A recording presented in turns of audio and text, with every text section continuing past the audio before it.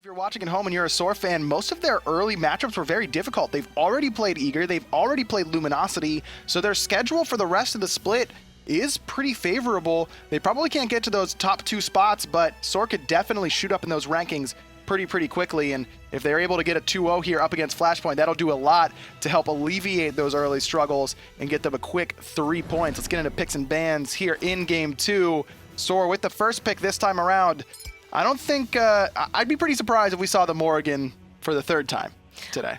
I actually wouldn't be that surprised to see a Morrigan run back. I don't think that, in both of the games that we've seen Morrigan play today, I don't think that it's necessarily been the Morrigan that's been the issue as much as it just has been these teams falling so far behind to where you can't even try to utilize that potential comeback mechanic that she has built into her kit with her ultimate. That's true. It's just, there's only so much you can do even if you transform into the enemy team. Well, Cabrakan left open and SoaR immediately pick it away. A lot of different places that could go for SoaR Gaming. fineokay probably pretty comfortable on in that support role or solo lane, and then support for Jigz, jungle for Homiefe as well. Bacchus taken away from Jigz, and I don't blame Flashpoint. Not only did Jigz play great on it in Game 1, but Shadowq played this god more than any other during Season 3, especially during that fall split, so no surprise whatsoever. Zeus the pick for Incon as well. I like the early Zeus pick. Incon looks like a different player when he gets Zeus or Giannis in particular in his hands. That's because he turns into a DJ when he gets Zeus. Is that it? That's it. How come he was good on it before the DJ Zeus skin then, Taco? That's just Incon, because when you're Incon, it's always a dance party. Decent save. Ra going to be the selection again for andinster in the mid lane, and fineokay probably on that warrior once more in the solo lane. A lot more early pressure here for Flashpoint. Bacchus, Zeus, Thanatos. They don't want to lose another early fight like they did in Game 1. No, not at all. And I already like this draft a lot more. You have a very standard wombo combo coming through with the Bacchus Zeus. You can never really go wrong with that combination. Nope. And then Thanatos, that is standard Mirage right there. That was the guy that he really established his name with in the Smite community. Yep. And it's a god that, while he hasn't necessarily always found success with it, it's certainly comfortability for him. And as far as Flashpoint is concerned, the times that we've seen them have the most success with this roster is whenever they're playing gods that they find comfortable. Absolutely. A lot of Hunter bans. Artemis, Rom, and Medusa all banned away. So Flashpoint and SoaR are going to pick out a couple, two that we don't see quite as often, though Cupid we're seeing plenty of these days. Yi and Cupid, the 2 selections in that duo lane. Vamana and Odin. So it actually looks like it's going to be Amaterasu in the support role. Vamana this time for fineokay. At least that's what I would assume looking at SoaR's draft. And I also, finishing off the draft for Flashpoint with the Yi Odin, and you're combining Yi ultimate. The circles are pretty much the go-to right now for Flashpoint. Yeah. And then on the opposite spectrum, you've got SoaR, who also have a ton of lockdown potential coming through with this Cabrakan. In case Cabrakan traps anybody inside of that wall, it could spell disaster once you drop a Cupid cripple ultimate on top of everybody. And then Jigz, who could potentially look just for the cleanup with the Amaterasu stun out as well. Well, I love this Odin selection for Aquarius. You look at SoaR, who's getting out of that Odin cage? Nobody. No one has a jump on the side of SoaR. No Phantom picked up here at level 1 either. So SoaR is just kind of holding that L in that Odin cage. And if you could line it up pretty easily with the Zeus ult into the Odin ult, as well as the Yi ult in the Odin ult, Bacchus can basically line up his ult in that Odin ult. Aquarius just needs to be in fights early and caging as much as possible, because Flashpoint has kill potential on literally every member of SoaR once they're in that Odin cage. But that's the key component here, and what SoaR is most likely trying to bank on the hardness for not picking up the Phantom at the start of the game. They're just trying to keep Aquarius inside of that solo lane as long as possible, so it's really going to be on fineokay here to ensure that he stays locked down inside of that lane and isn't permitted to rotate early on into team fights, because if Aquarius gets to rotate freely, then yes, that could be incredibly disastrous for SoaR. But if he's trapped inside of that solo lane for the entirety up until the level 12 stage where a Phantom could potentially be picked up, or even worse, SoaR to already have started some kind of a snowball on the other sides of the map, then it doesn't matter how many people Odin traps inside of that ring. We've seen plenty of teams fall down even with a favorable Odin pick on their side. And no shell either, so Jigz is going to have a choice to make here, I think, between the Phantom and the shell, though we could see fineokay potentially pick up the other that Jigz does not. Meditation, the selection for the warrior support player. Right side controlled by SoaR early on here. On the left, Flashpoint, they steal away the red, about to steal away the purple buff as well. But this is a net win for SoaR. They're gonna get some more buffs on that right-hand side and be able to secure their own as well. I like that decision-making by Xeno and Shadowq to just commit to the purple buff early on. As a Hu-Yi with the easy triple bounce available, it's more than... It's just such free farm for you to pick up the enemy team's purple buff, especially when the ADC is left all by himself. And Vetium, a smart choice, though, to just play it as safe as possible underneath this tower line, not really looking to overextend and get caught out by a Bacchus flop. Xeno and Shadowq make their way all the way to the mid lane, pick up those mid harpies as well as the oracles here. Vetium has decided to freeze the wave on the left-hand side, partially due to the fact that he thinks Xeno and Shadowq probably aren't there at the time, but also partially out of fear, because if he gets belly flopped, even with that dash at this stage, he probably falls for the first blood. But Xeno and Shadowq both miss almost the entire wave. Only 2 archers remaining by the time they make their trek back to the duo lane. That play isn't necessarily awful, though, for Xeno and Shadowq to miss out on the majority of that last wave, because they were able to secure the Oracle Vision, which means that should Homiefe look to try and rotate early on to help out Vetium and catch Xeno or Shadowq off guard in case they use their jump in to engage onto him, they'll be able to see it coming for the most part, unless Homiefe does some really, really long rotation. But if Homiefe opts to do the longer rotation, he might not get there in time. We talked a lot about what Flashpoint's game plan is with their composition, how they're going to try and team fight, and it's all centered around that Odin cage from Aquarius. How about on the other side? What is SoaR looking to do? Is there any character that feels particularly vulnerable to you in this draft? Probably the most vulnerable character for SoaR right now would actually be Jigz. And I say that because most people don't realize just how squishy this Amaterasu is early on. Sure, she can be great once you start hitting more towards that mid-game stride, but at the start of the game, you're really not that tanky. And you can see he opted for the tank boots to try and compensate for this a little bit, but I wouldn't be surprised if they look to emphasize a lot more focus onto the Amaterasu, because out of the entire SoaR draft, he's probably the most vulnerable character, because andinster is going to be playing further back. Homiefe on Cabrakan, who with Vanguard is usually just not really an ideal target early on, and then Vetium's going to be in the duo lane for the majority of the time from the start. So Jigz is really the setup factor for the side of SoaR early on, and Homiefe and Andy are just the follow-up. And if Incon can do a good job of baiting himself and forcing Jigz to dash into him, I think that's when you'll see Flashpoint turn on the support player. Incon definitely going to have to be pretty careful with his positioning, because I'm looking at if what Flashpoint has to combat that Cabrakan ultimate. Basically, everyone's going to be A-OK. Mirage could be in a little bit of trouble, but the other 3 members of Flashpoint all have a leap to get up and over that wall. Incon can't really say the same, so I imagine that SoaR are going to be looking heavily to punish that immobile Zeus that can just do so much damage if left unchecked. Oh, certainly. I mean, immediately when you see Homiefe on a Cabrakan, you just know he's going to be living in that mid lane, trying to kill Incon off cooldown, because you take away a Zeus ultimate from a composition that Flashpoint's running, you could be in trouble. There's the cage. Homiefe has the Aegis. It's going to buy him a second, but just look at how quickly he falls. Incon picks up first blood. Jigz dashes in, trying to make sure that Flashpoint don't get too much off of that pick.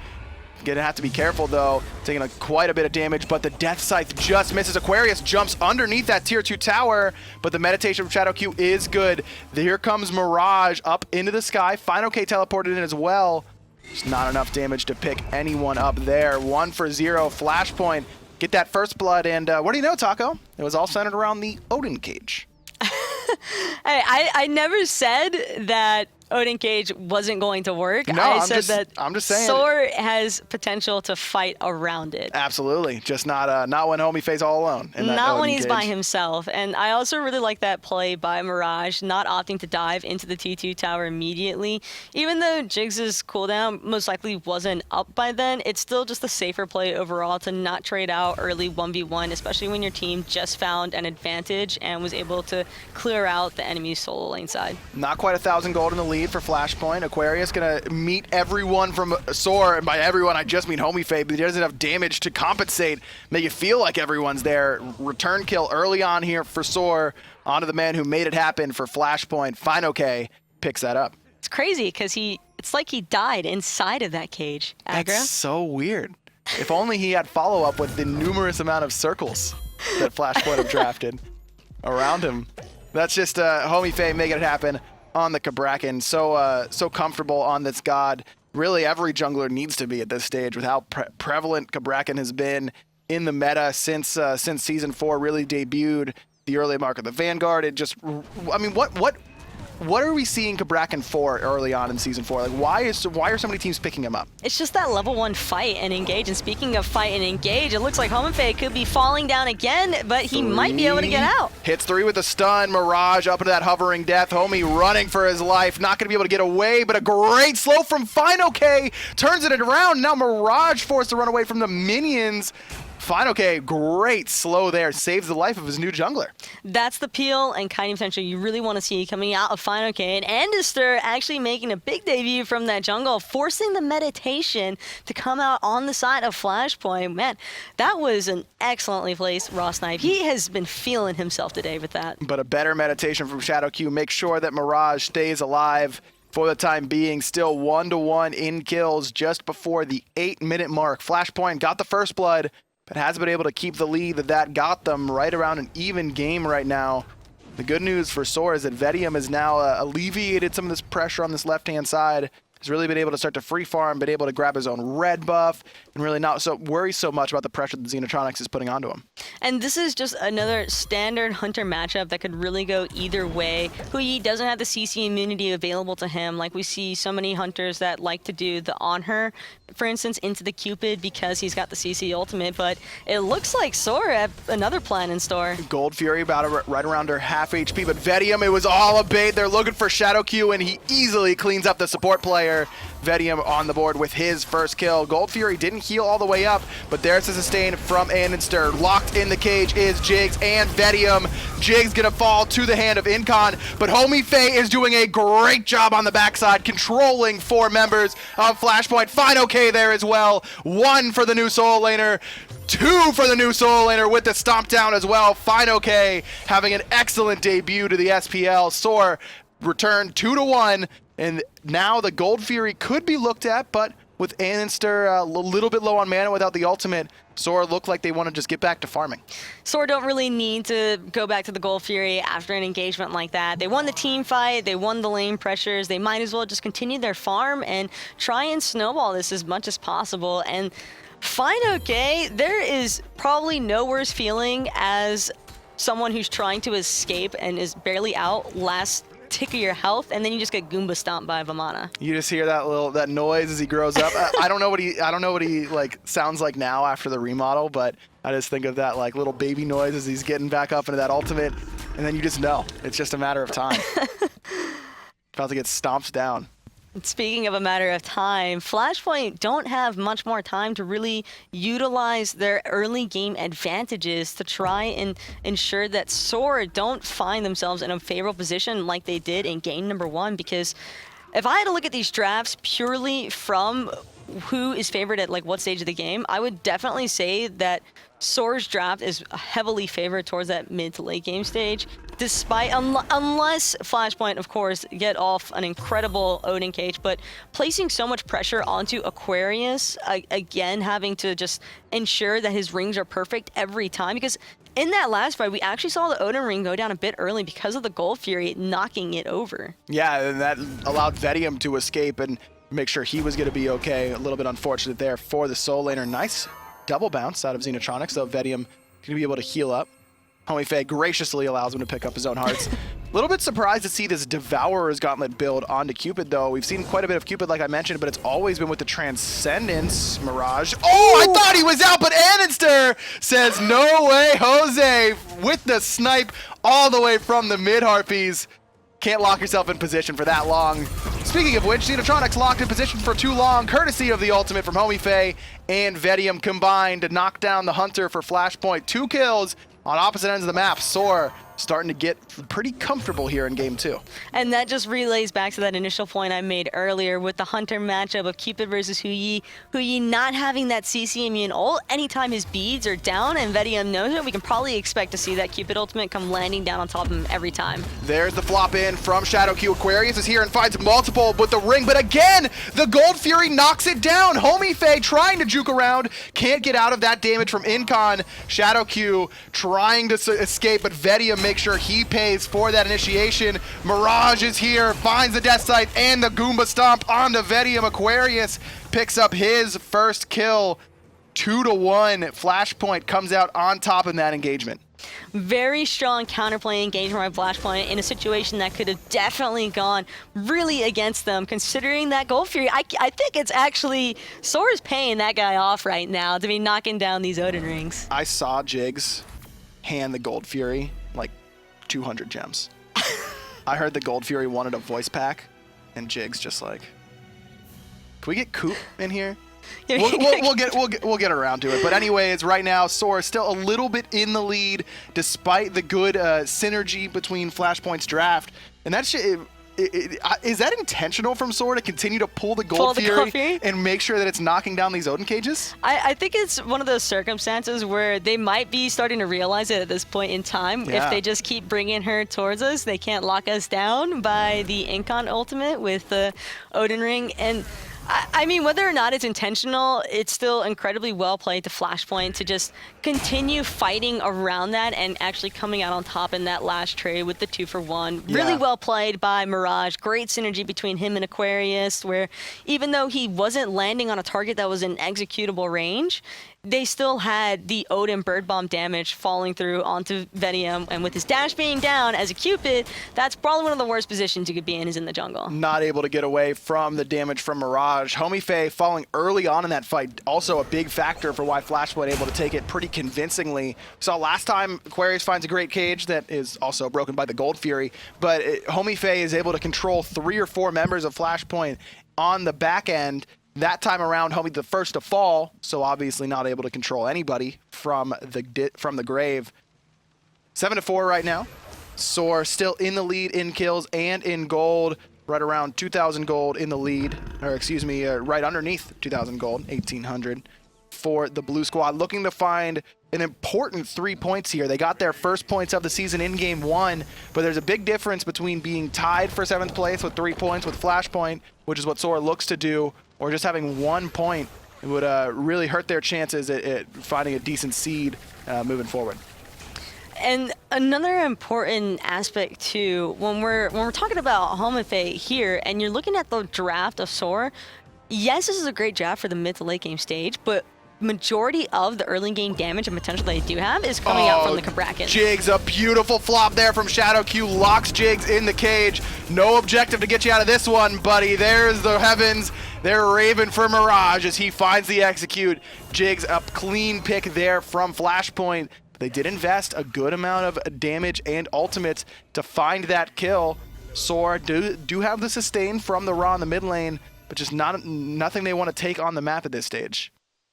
And andinster, for the first time in a long time, we actually see him not able to pick up anybody with his Ra ultimate, but this could potentially be a Gold Fury. I'm not sure if SoaR are going to want to commit here after Jigz is still dead. And yeah, they're going to go ahead and reset. And that's definitely the smarter play to make. That was one of those circumstances where if they let us get away with it, then sure. But the second that you see 4 people rotating over, it's just better to just let it go. And Homiefe is, during that entire time, stealing away the enemy red buff, making Flashpoint make a choice if they were to come in and contest the Gold Fury to have Homiefe come wrapping around the backside with an excellent angle. Instead, there's the blink in from Homie looking for Incon in the middle lane. Does have both of his relics. The knock up there is good as well. Incon locked in his own cage. There's purification. The cage saves his life. 3 locked in. Xeno finds Jigz. fineokay's next. See you later, Homie. 3 dead. Flashpoint using that cage from Aquarius beautifully.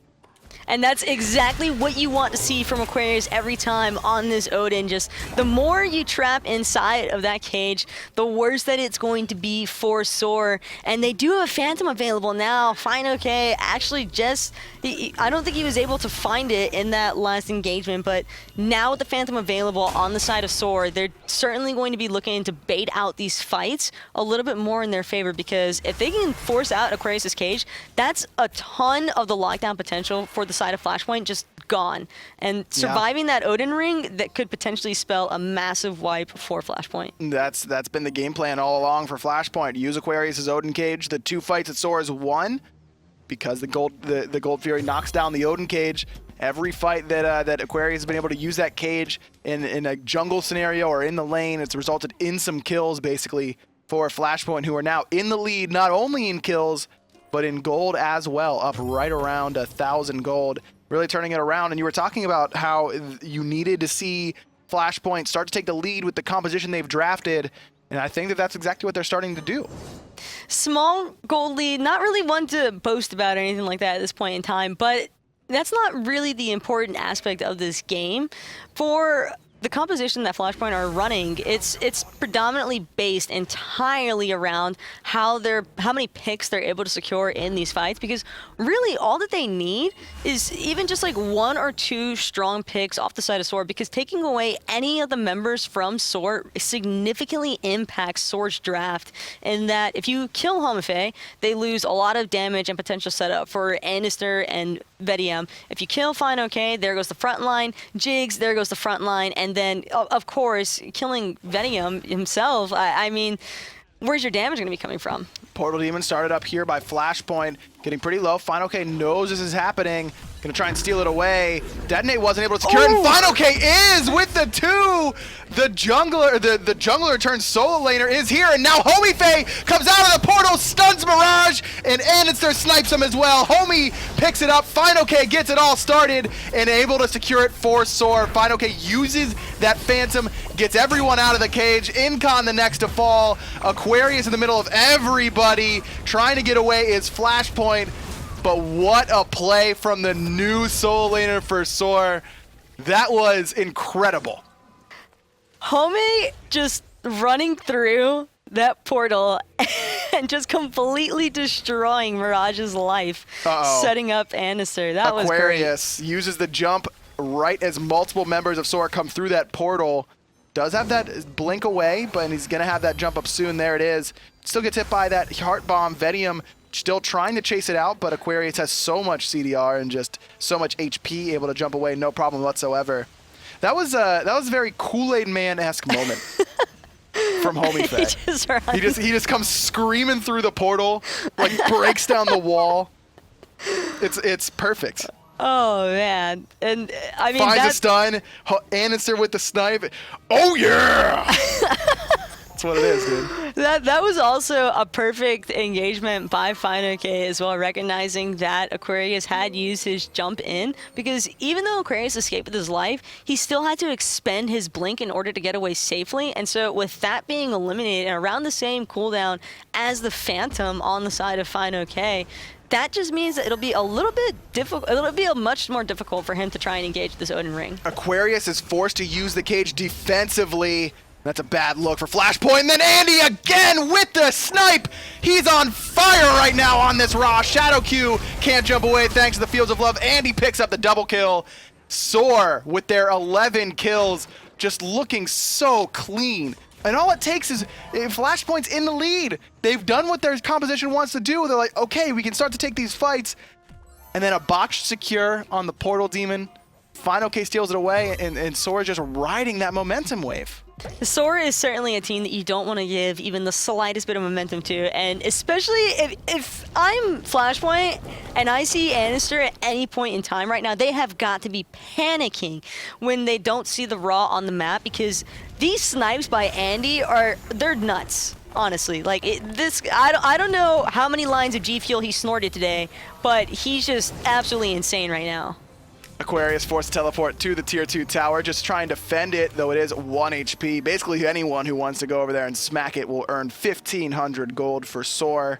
Though that is a good look for Flashpoint that they at least keep that up for the time being, gives them at least somewhat of a shelter in case of a Gold Fury fight, which will probably be happening very soon with the Gold Fury respawning in the next 10 seconds. SoaR has reclaimed the lead after a nice fight back from Flashpoint. Still 3 kills up, and again, all centered around how well andinster has been playing on this Raw. But Vetium also, his express purpose has been to make sure Bacchus can't jump away, and it's worked out beautifully so far for SoaR.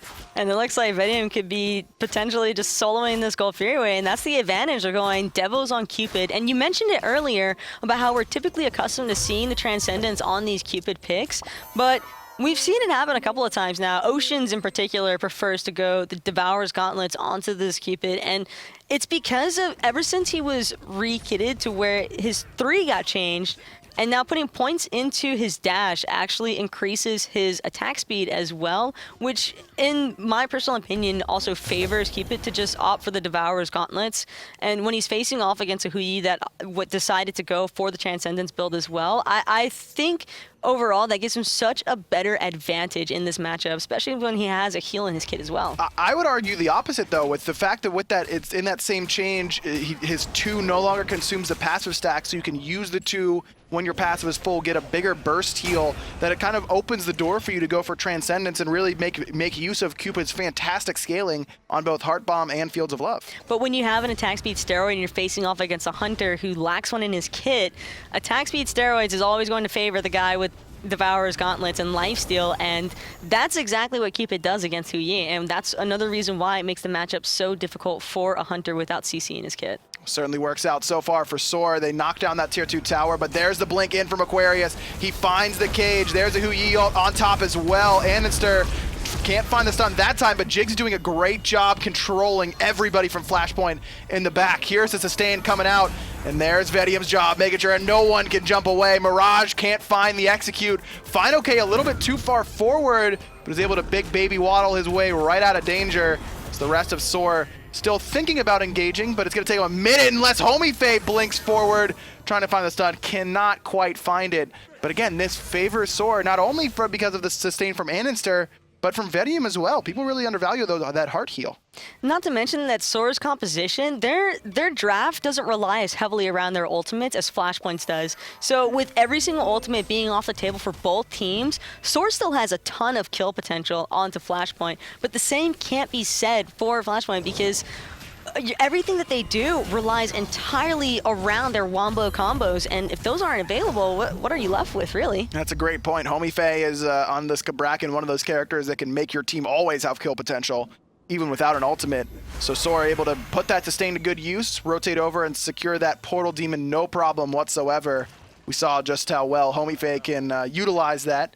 Flashpoint thinking the same thing, hanging around here. They want to be sneaky. I like the idea. Because if they Odin cage whoever runs through there, that person's probably going to die. Yeah, 100%, especially with that Phantom down for fineokay, which was key in that last engagement in making sure andinster, who was caged right off the bat, was able to escape with his life. andinster did still need to use both of his relics, but like I mentioned, Jigz around the backside. And that's one of the things that I think can make SoaR be a really, really strong team to go up against in the later stages of the spring split, is that Jigz is just such a different style of Guardian. He really can fill this third backline diver role that most Guardians don't really want to play. Cheeky little ricochet there, and it looks like Aquarius is trying to get Jigz locked down inside of that ring. This is a great situation for SoaR as they only found Jigz. Incon on the run, and Andy again with the snipe. 4 kills for andinster. Xeno knocked up, controlled. Homiefe puts him down for his 4th kill as well. Tell me if you heard this one before. A great snipe from andinster knocks down an enemy player from Flashpoint. Shadowq very, very low, knocked up and put down by Homiefe. 5 for the jungler Aquarius. He's next. 4 dead for Flashpoint. Only Mirage left to stand and watch as SoaR knocked down that tier 2 tower. Fire Giant is next on the docket.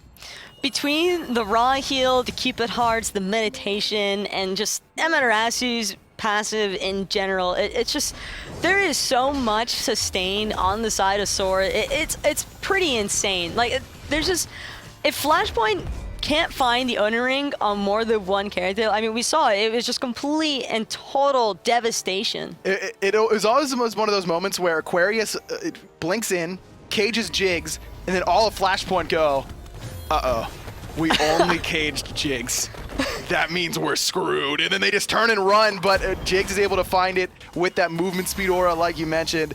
Just too difficult to get away from SoaR, who really do have a lot of mobility on this side of this roster. I mean, fineokay and Homiefe, both two very quick characters. fineokay, of course, with the dash. Homiefe with that movement speed steroid. Vetium with the dash. Raw, pretty quick character in his own right. And then with that Amaterasu passive on all 5 members of this team, very difficult for Flashpoint to disengage, especially without a sprint on their side. My favorite part about all of this is that andinster's speed buff Raw again. I'm telling you, dude, he's having trouble. He's like, yo, guys, I'll play mid, but homie, can I just take speed every once in a while? Like, it's going to make me feel better. Homie's like, yeah, I mean, I guess. Like, I'd rather have it, but this is what it's going to take. I guess I can give you speed. I mean, if he keeps landing snipes like that, I don't think that homie has too much to complain about. Because between this comp from SoaR, you would not believe, looking at them today, that they have had as much trouble as they have so far this split in finding success and victories. And like I mentioned, I mean, they have had a lot of tough matchups. They've played the 2 top seeds in North America already. The rest of their schedule is looking pretty favorable. So I think it is feasible that SoaR could really have a bounce back, especially with the fact that their roster seems to be coming together. They're working much better together as a team than they were previously. And fineokay looking pretty solid in the solo lane, getting some stability there. It could really mean that SoaR could really jump up the standings pretty quickly towards the end. These ricochets are tickling. I didn't even see the level health 18. bars go down. Shadowq does have a frenzy. Flashpoint trying to make one last desperate stand on this left side. Phoenix Aquarius blinks in and finds basically air as he found Homiefe, but who immediately then blinks out. There's the Fields of Love directly onto Incon. Jigz there as well, trying to get him, but Aquarius has been left alone in the backside. Great flop in and Intoxicate gets Aquarius out of danger. Left side Phoenix still stands. This is a great hold so far from Flashpoint. But I don't know how much it's going to matter, Taco. They've got the Fire Giant regen. SoaR also have the regen from Vetium and from andinster. All that hard work, just for naught. It's just gone.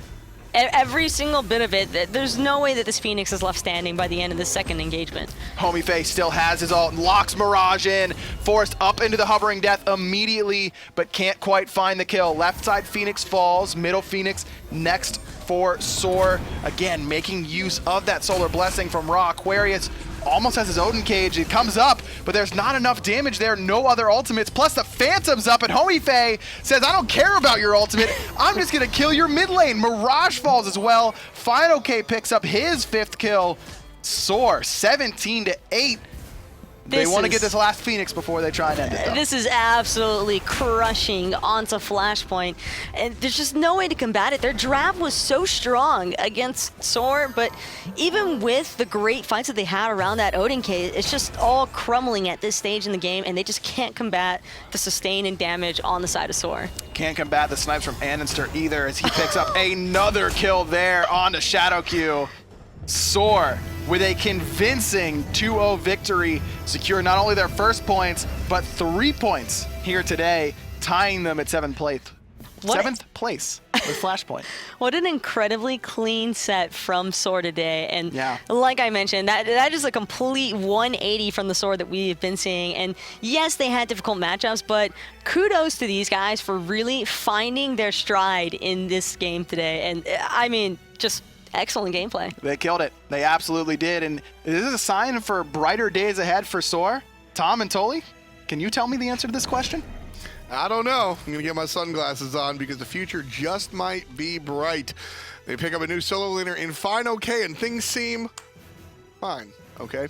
At least against Flashpoint, they do the job. Flashpoint has had their struggles. That said, Incon brings up the Morrigan, and it doesn't quite work. Why did SoaR get off to such a fantastic start? It was Homiefe on the Thor to start things off, to pair up with andinster's Raw. He found so many great setups with the long-range stun, the global ultimates, making it so easy for andinster to do top player damage in the first game, going 4-0-12.